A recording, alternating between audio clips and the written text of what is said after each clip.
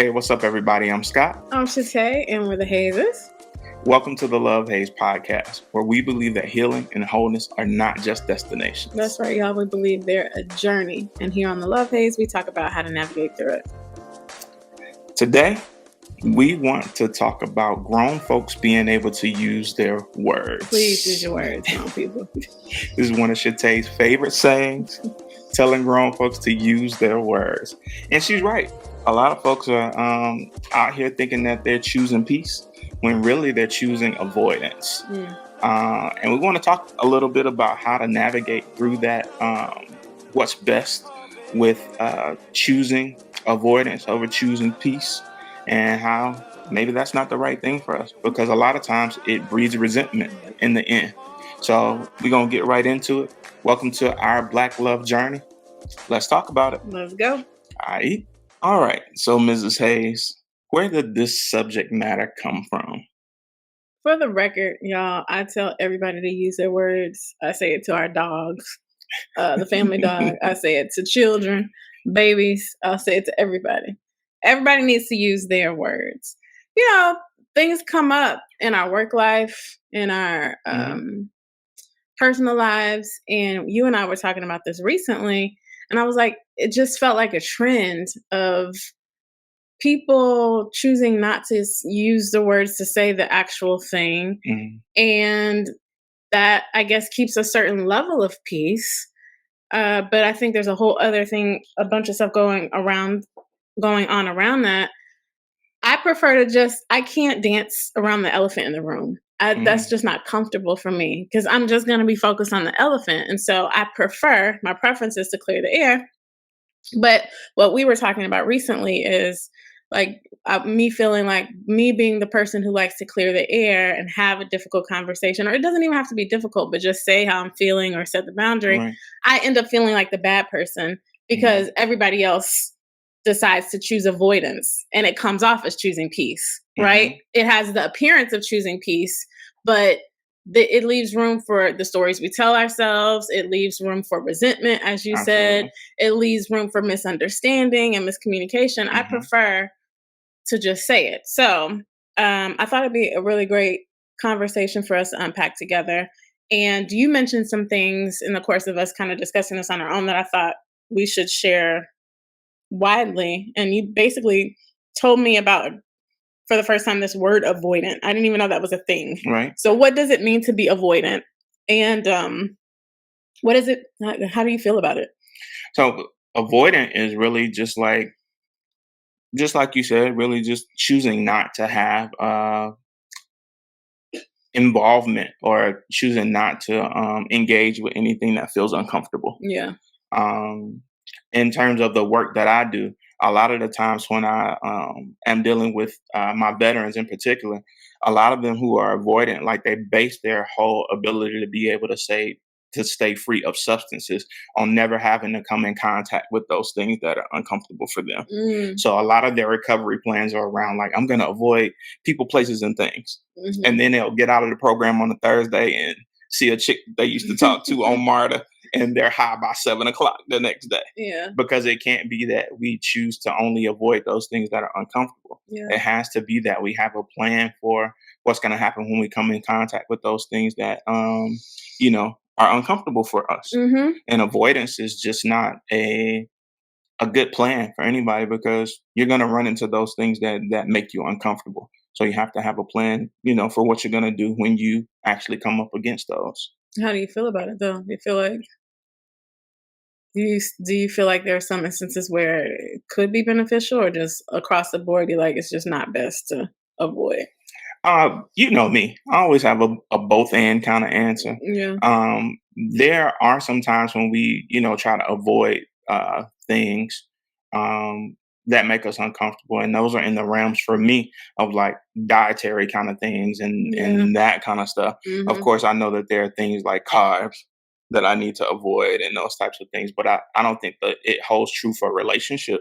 I think that if you're going to be in relationship, then there will be situations in which you just have to face them head on, and you gotta have those difficult conversations, and that's nuanced. right? Because I don't want to come and have a difficult conversation with you and you already going through some stuff and you need my support. And so for that part, I feel like I got to figure out how to like pull me out of it Mhm. and give you time to be, and go through what it is that you're going through and find. And I think we all try to find like, how can I be most supportive to this person? Um, and also want to be in relationships so we both get what we need.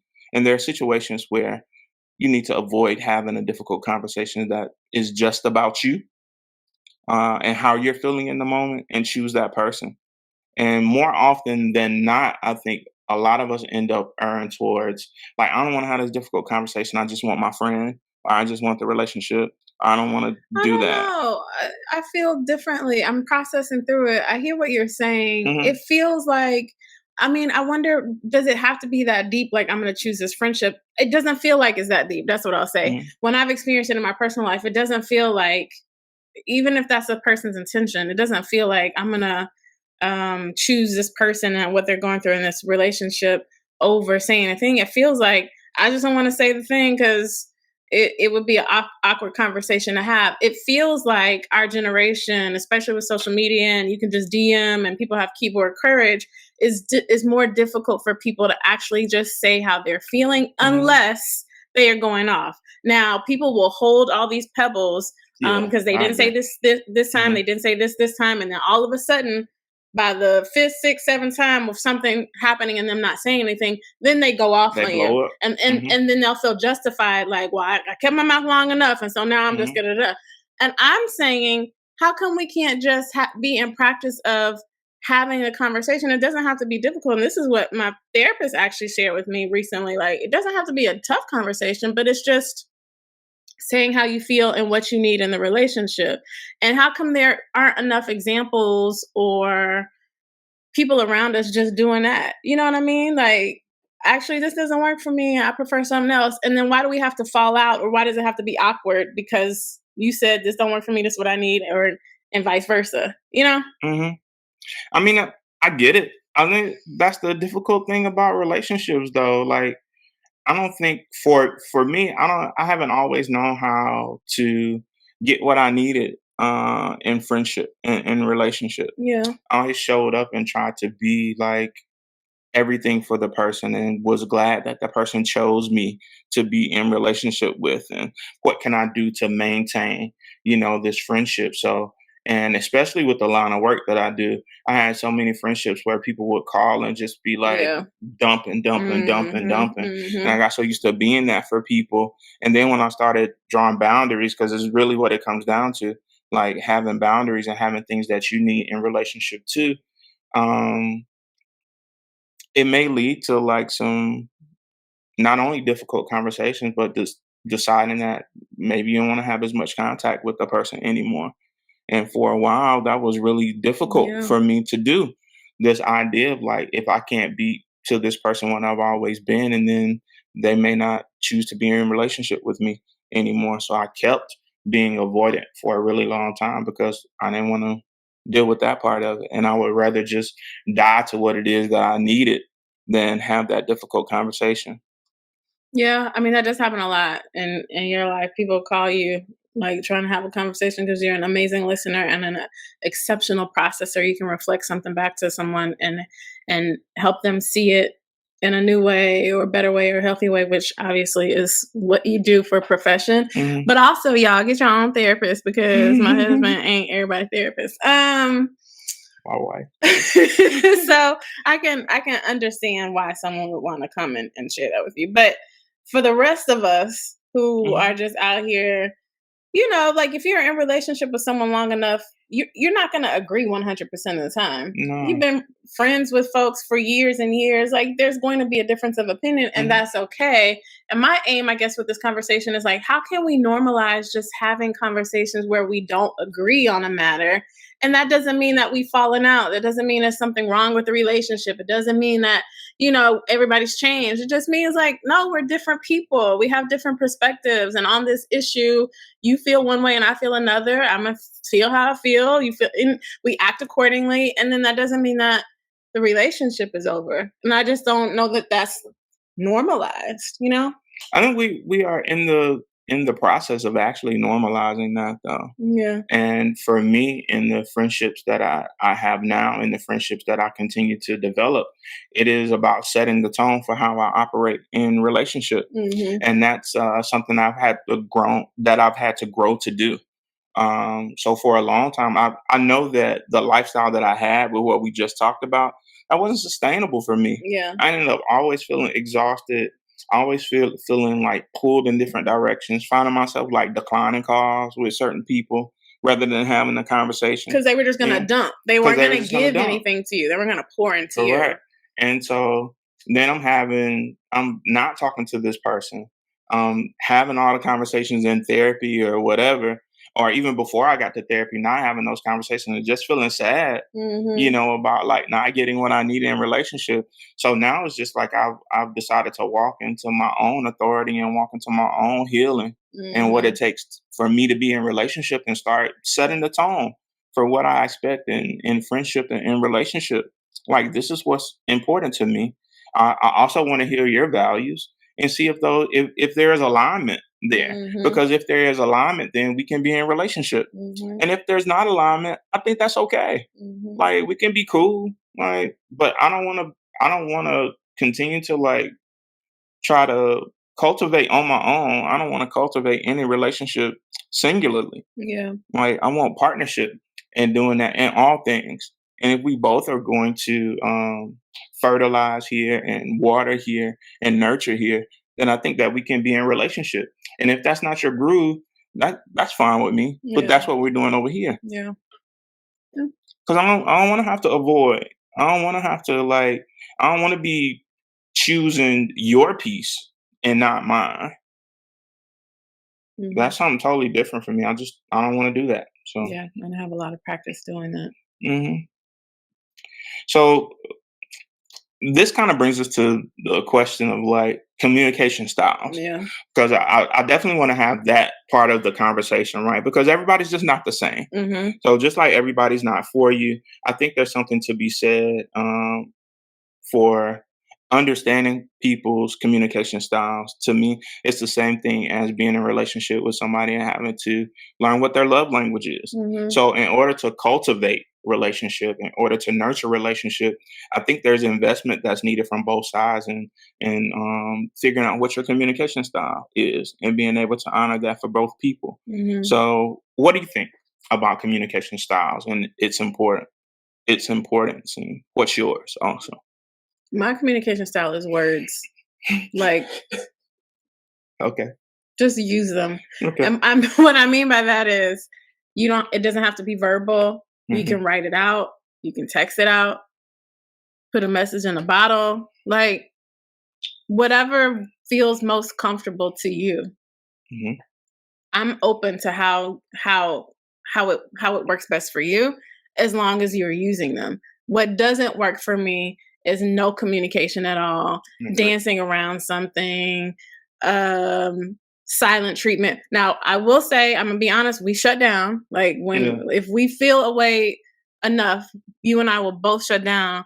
But I think we've learned that I know, at least for me, I need to process, understand how I'm feeling. I need to find words for what I'm feeling. Mhm. And then I can go and have a conversation. If folks need that, I'm okay with that too. So the Mhm. words don't even have to come immediately. You can be like, I need a minute, I don't really know, or say nothing, but then eventually come back. But just like choosing not to say anything at all, it irritates me.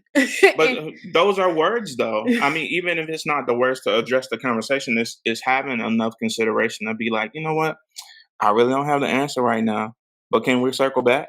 Can we say, You know? or even I don't even want I don't know that I will have an answer at all. I don't even want to talk about this really, or I don't know what it is, but use some words to communicate at least how Mhm. you're feeling. Mhm. That's the only way I know how to be in relationship with somebody. Because if you don't, I can't read your mind. So if you don't tell me how you're feeling or what I've done to maybe upset you or how you disagree with me, how are we to be in relationship with in real, authentic relationship with each other? And Yeah. so I think just words are most important. I learned a really difficult lesson around using words at work. Actually, I had a Mhm. situation.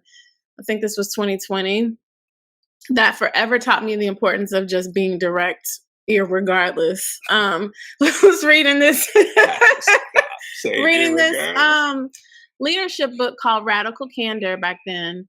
And it's so interesting how timely that was, because I had a test of it not long after I finished the book. But Radical Candor just basically talks about communication styles and how there's a quadrant, like 4 sections of it. And I cannot recall 4 of them. It's been it's been a while. But the 2 extremes of the communication styles are ruinous empathy, and then I forgot the other one. Radical candor. But radical candor is where you want to end up. Okay. So ruinous empathy is like the far, I don't know, left to right. And then there's another one that's like far.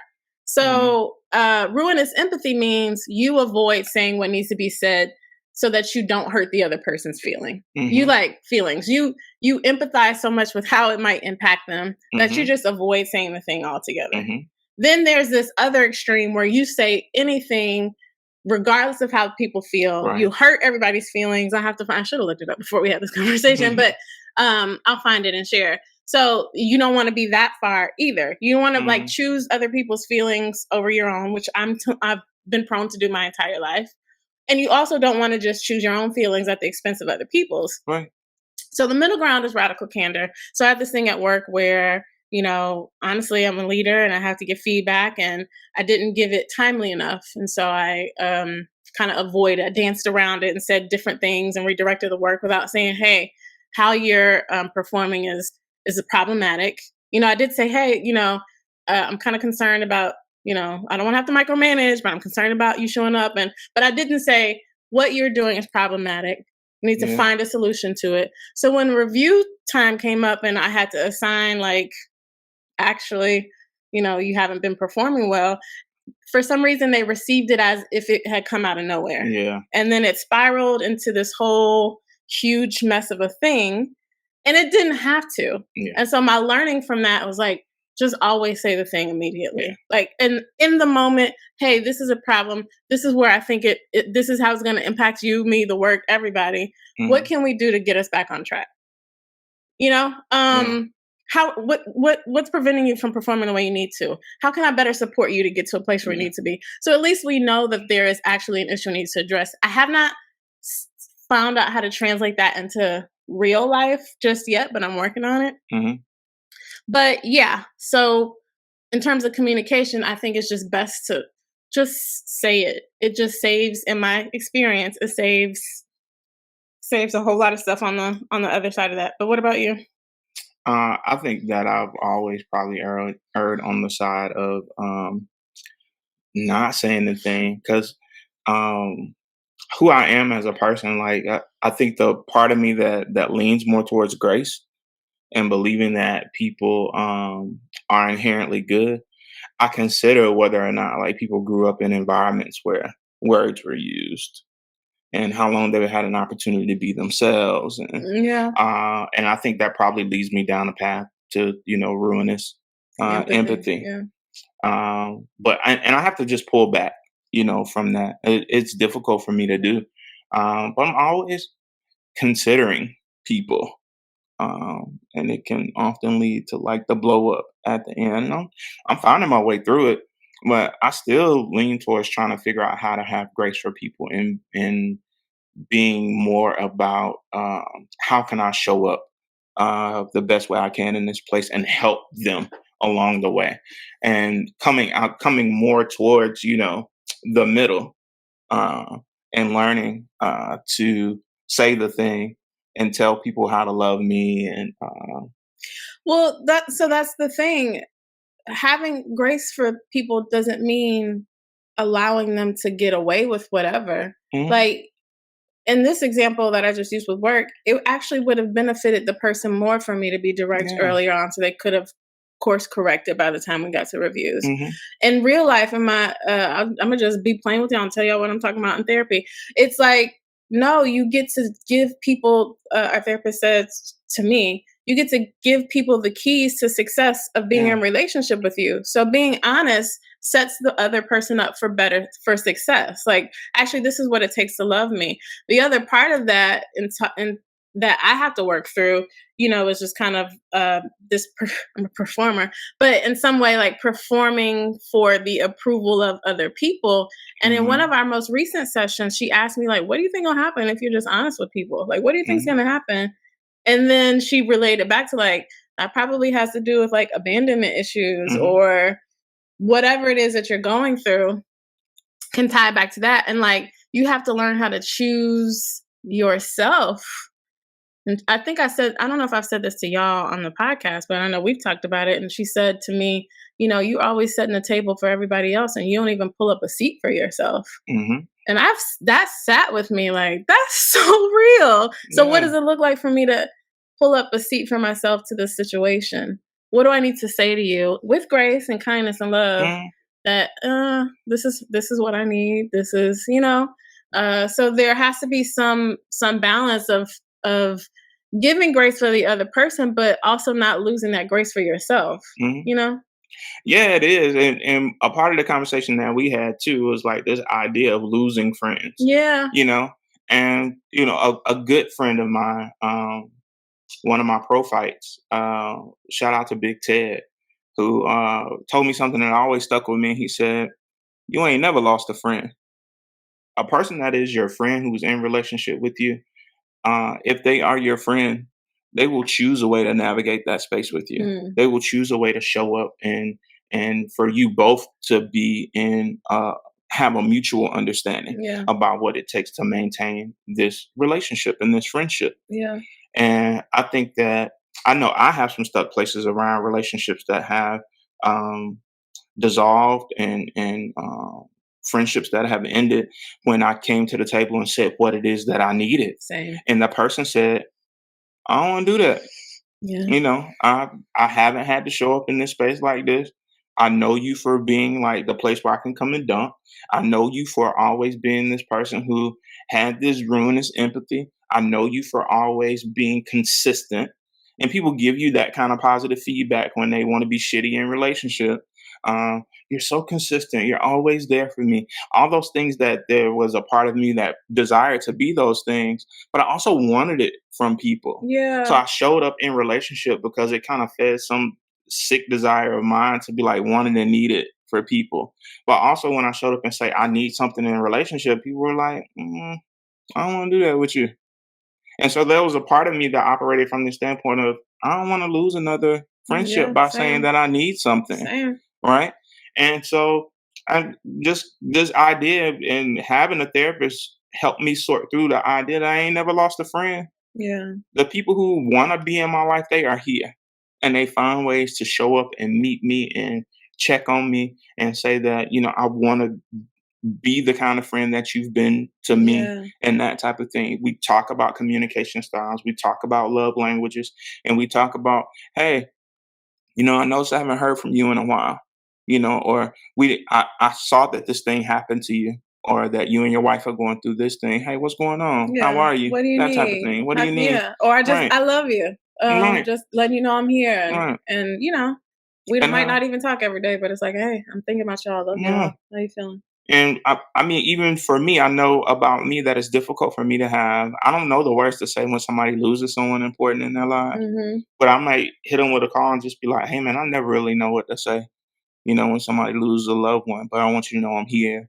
Whatever you need, reach out to me. Let me know what you need. If there's anything that I can do to support, even though I don't have the answer. Yeah. Those types of things, not knowing necessarily what to say, but using your words to say, I don't really know, but I'm here, I'm present, you know? Mhm. And I feel that. And it is a journey for me to navigate to be able to say the thing, to be able to say what I need in relationship Yeah. and to have that honor and not to feel like I'm choosing peace if I don't say the thing. When I'm in Peace. understanding that I'm really being avoidant. Yeah. Because avoidant doesn't build anything. Mm-mm. And I want Mm-mm. all of my relationships to be fruitful. Amen to that. And speaking of air quotes of the piece, Hmm. what's the haze of actually choosing to be direct and not be avoidant? The haze for me is exposure. Yeah. Uh, Because if I choose to have this conversation, it's gonna expose everything about that friendship or that relationship. Yeah. I think the way that I would say it, but it's probably the same thing. For me, it's always like this risk of judgment, this Hmm. risk of abandonment, right? Hmm. So if I tell you how I really feel, and it's not just to be in a yes, subservient, Hmm. subordinate position to how you feel, are you going to leave me? Are you Hmm. not going to be my friend anymore? Are you not going to want to talk to, like, so there, and same thing when it comes to being an artist, like it takes a lot to like create something and then put it out for someone like Erica Badu. Keep in mind, I'm an artist and I'm sensitive about my shit. Like, there's Right. always this fear of rejection and judgment. And I've grown up with that, just kind of this fear of, I mean, I'm not gonna get into all my little stuck places, but still, like for me, it's like if I say this, yeah, will you stay or will you write me off? And the honest answer is they might. Yeah. And I have to Mhm. be okay with that. And that's I gotta exactly be what okay my with that. therapist said. Shout out to Stephanie Westbrook, y'all. Ciao. Um, yeah, like Don't be telling folk who our therapist is. We need time on her calendar. but We tell still. her, her name is Blephany. But still, it's like, what does it look like for you to just choose you? I'm working on it every day. And that's really all I got. I'm Mm, navigating the haze of mm, that every day. mm-hmm. Being able to choose me, and I say that my desire is to be good to me and fair to everybody else. Mm, That's what I want to do, and I think that's how I can best show up because I can't. There's no situation in which I can pour from an empty cup, and so I have the right to be filled and to pour from what I can afford to give and not to pour all of me out to mm-hmm. anyone and to Mm-hmm. be in relationship and in friendship and all of those things with people who have that understanding about me and also don't set the expectation where I'm coming to suck up the set out. What you mean? So I'm sorry, that's a bruh term. What is I'm that? sorry. In my fraternity, when we're getting ready to have a gathering or whatever we're going to have for the party or to get together, that's called a setup. Right, I know And you that. always have those bros or those friends who gonna come and they're coming only to like eat everything, I'm drink not everything, contributing. and not Okay, got contribute at it. all. So that's what I mean. I'm sorry. I am bros, please don't neck me. Don't I hope I don't get no wood, but What is I don't that? want people coming just to take, Okay, is what thank I'm you. saying. I hear Just that. come here, have something to contribute, and let's be in a relationship that is beneficial for both of us. Yeah, and so let's talk about navigating through that. I would say one thing that I have found to be helpful, I also coach my team to do this. Find a way to deliver messaging words that feels authentic to you. Hmm. So I think that's part of the nuances that you mentioned. There is a way to deliver things that still has grace for the other person, that still gets across what you're trying to say. And how I deliver it might not feel authentic to you, and vice versa. And so finding a way, you might have to test out a couple of things. Hmm. What helps you get the point across, makes you feel seen or heard or validated, or at least I got it off my chest, but also doesn't make the conversation tense or cause. For me, the objective is to deliver what I need to say without causing the other person to become defensive. So how do you do this so well and I still aspire to deliver information the way that you do. You have a way of just being very matter of fact, and there's no emotional charge on it. Because if I deliver something emotionally charged, the other person's going to be emotionally Hmm. charged, and then everybody's on the defense, and you don't resolve anything. Hmm. But if I can just say what I'm feeling, for me, the way that I've learned how to deliver information so that is not as much charge is to lean into curiosity Hmm. instead of furious. Ask questions at the end. Tell me how you were feeling because this is how it came off to me. What are your thoughts? Am I missing something? Is there a way that we can get to, you know what I mean? So if you end with questions, I've learned that it offers the other person to then respond and be heard as well. And then we're in dialogue and Hmm. not just friction. We're kind of working through it. But any thoughts on your end in terms of how you navigate it? How do you coach a veteran out of avoidance? For me, I think it's about like setting expectations, setting the table, uh, being able to say that, hey, you know what, this is probably gonna be an uncomfortable conversation. I don't really know, I don't have all my thoughts together on this, but I know what I want to see come out of it, and kind of Mhm. setting expectations in that way. And so for you, it may be like leaving room for questions or asking questions at the end. For me, it's more about like setting the tone for Mm. the conversation and being able to say like, I don't want to come in any situation and be authoritative and saying that, hey, I'm coming to tell you what we need to Yeah. do. Yeah, yeah. I'm coming to say that I want to be in a relationship, right? Mhm. I don't know what that looks like between you and I. This is what I would hope that we can achieve at the end of it. And I'm open to what you have to say about it. These are my thoughts. What are yours? Yeah. And can we come to some sort of middle ground Mhm. there? So I much rather like set the tone and set the table for production. And setting the tone, setting the table means that I want both of us here, Mhm. right? I want to be here. What do we need to do to make sure that we're always able to do it in this Mhm. way? I feel that. So I'm with that. I feel that. Navigating. Anything else on that end? Not anything that I can think of. It's more about being able to just be confident in yourself, um, and know that once you have the conversation, um, once you say the thing, you'll be okay with the outcome. Everybody will be okay. Yeah, absolutely. And it ain't no fallout. We had the conversation. It Mhm. is what it is. Mhm. Um, and we're gonna be okay. Yeah. So that begs the question then, what does peace really look like? Sure. I think it's different for everybody. It's kind of like saying, what does success look like? I think everybody will have a different definition of that. But for me, peace looks like I'm safe here. There Mm, is calm here. It's not always chaos. It's not mm, always friction. If it mhm, arises, like there could still be a peace when there's a lot of stuff going on, because I mhm, know peace comes from here, but it's just like right. security. I can be my most authentic self. Um, there's no judgment. I guess safety is probably the best word. Safety and not chaos. I don't have another word for that. What do you feel peace is? Peace for me is knowing that I did my best and I didn't leave any words left unsaid. There's so many times in my life where I left words unsaid um, in an effort to like keep what I thought was the peace, but I didn't have no peace here. Yeah.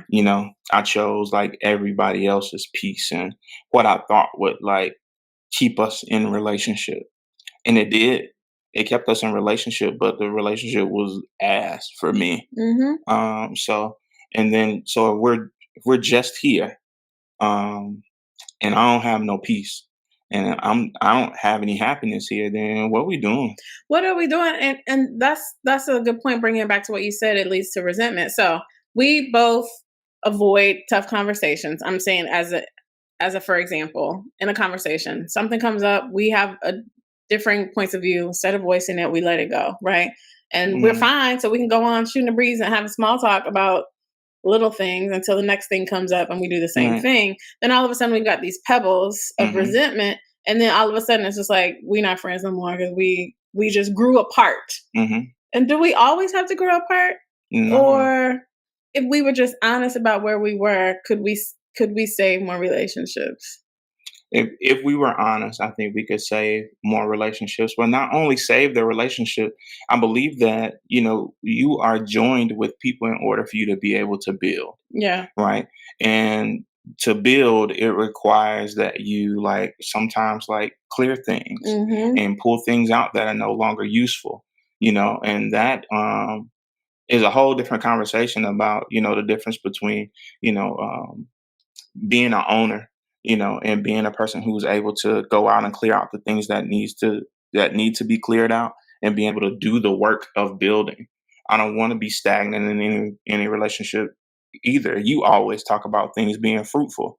I And love for fruitful. and if we're gonna be in friendship, I want to be in relationship with people who build me up and I build them up and I give them what they need and I give them feedback, even when it's uncomfortable. I want to be able to use my words to help build you and transition you. And I want the same in that relationship. And it won't always be pretty, won't always be comfortable, but that's what I want. Yeah, but you do have a really great way. Like even when you're challenging me, it always feels like it's coming from a loving place. It's like very direct and be like, you need to stop. Why you always? And then you find a way to um My voice don't sound like that though. Yeah. a little bit of does actually. You get a little bit of I don't understand why you do da, and then you leave yourself like it just comes from a loving place, but it's very like Well, you that's gotta do that's better. my protection though, because Yeah, I ain't gonna let nobody mistreat my wife, and not even you. I appreciate that. I appreciate it. Yeah. So Music for this moment. What here we you go. got, Hayes? So there's a song by Zaina called "Consequences," and in the song she talks a little bit about I know things are hard for you to say, Hmm. and I know sometimes that I know that I've been way too understanding. And she's essentially saying that what we're going through in this moment is a consequence of both of those things. Like, I'm way too understanding sometimes, and I know you can't always find the words, but we're here. We're going through this thing. It's a consequence of us not having the conversation. Yep. So the song is just dope to me. It's more her talking to an intimate partner, but I think that it, crosses over into our relationship. If we avoid having difficult conversations, then the product of not having those difficult conversations is like it can be a fallout. It can be the ending of the relationship. It can be the resentment that we hold towards each other. And we don't have to have that if we just stop being avoidant. If And we just stop, if we use our Lord words, Jesus. that's all we got to do is use You're right. them. Like find a way to use them. It's no small thing, no. And I recognize that. We always say just use your words, but our words can be so difficult sometimes when we start telling ourselves these stories about how it's going to impact and what the consequence will be. Will it build or will it like lead to the termination of friendship? But I mean, to your point, a friend, you don't lose friends. So if Right. somebody wants to be with you in Mhm. relationship in any kind of way, just say what's on your mind. Yeah. Why hold it back? Because if not, are we really friends the way that we say we are? Or are we like Mhm. acquaintances? Because friends, I don't call everybody a friend, first of all. But if you're really my friend, aren't we sharing our lives together? Aren't we doing life together? Aren't you lifting me up? I'm lifting you up. If I go through something, I can tell you that. You know what I mean? So Yeah. why couldn't we say the things? And if I know we're supposed to be wrapping up, but now Mhm. now I got a whole other thought. I only see this done really well, except in therapy and with you. But in friendships, I only see it on TV where they Mm. fall out with each other, like say what they need to say, and then a writer scripts them back to a Mhm. reconciliation.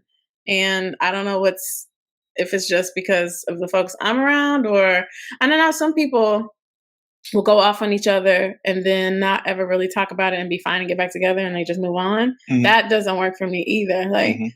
how do we come to some sort of resolve? Anyways, it's It's thoughts. so it sounds like this is going to be an extended It is. conversation, It may is. extend into the next episode, and I think that's okay. Yeah. The point that I'm gleaning from that is that it is this is not a sitcom, right? Life is not a sitcom. It can't be wrapped up in a pretty little box and with a nice little bow. In Like 30 I'm minutes. choosing you. I'm Hmm. choosing you to have. I'm choosing to have the difficult conversation with you as often as we need to, and figuring out how to navigate the space, how we build together and navigate through like those little bumps in the road and that kind of thing. Yeah. So it can be a bump in the road, or we can slam into a brick wall if we never had a conversation. So we can talk a little bit more about how we do that all together. Stay So tuned. Part 2, Lost in Translation. lost in translation. I Bring it. think I think actually that's gonna be the next episode. It We're is. gonna do lost in translation. So y'all stay tuned. Let's get it in. And if you are watching from YouTube, thank you for joining. If you could give us a like and subscribe to the channel so you could get notifications for whenever a new episode is released. If you are joining us from Spotify, Apple, Hmm. Google Podcasts, wherever you are streaming from, please rate us and leave a review. We appreciate you Yeah, helping us please. grow what we're doing here and the conversations reach more folks, reach our community. And with that, like we always say, life will always present us with the haze, but we have everything we need within us to navigate through it. That's right. And we're going to do it together. Not alone. Join us this time, next time, every time. Every time. We're going to navigate this thing. Me, you, us, everybody. Let's do it. We out, y'all. Peace. Holla. Why'd you take so long to come to